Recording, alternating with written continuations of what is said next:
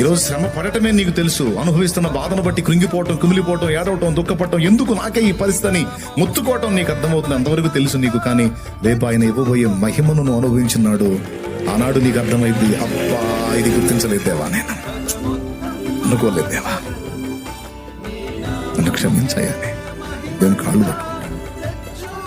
ఇంత పెద్ద ప్రణాళిక నా ఎడల కలిగి ఉన్నావని అస్సలు అనుకోలేదు దేవా. నేను ఏ పాటి వాడిని, ఏ పాటి దాన్ని, కానీ తులువకింత విలువను నువ్వు సిద్ధపరిచావు నాకు తెలియదయ్యా అని ఆనాడు నీకు అర్థమైన నాడు, నువ్వు అది చూసిన నాడు, అప్పుడు ఇక దేవుని మీద సనగటం, వనగటం, ప్రశ్నించటం, దుఃఖపడటం, అవడో చెప్తే ఏదో ఫీల్ అవ్వటం ఉండదు. ఆయన 2 పాదాలు పట్టుకొని ఏడుస్తావు, కృతజ్ఞతాస్తుతులు చెల్లిస్తావు.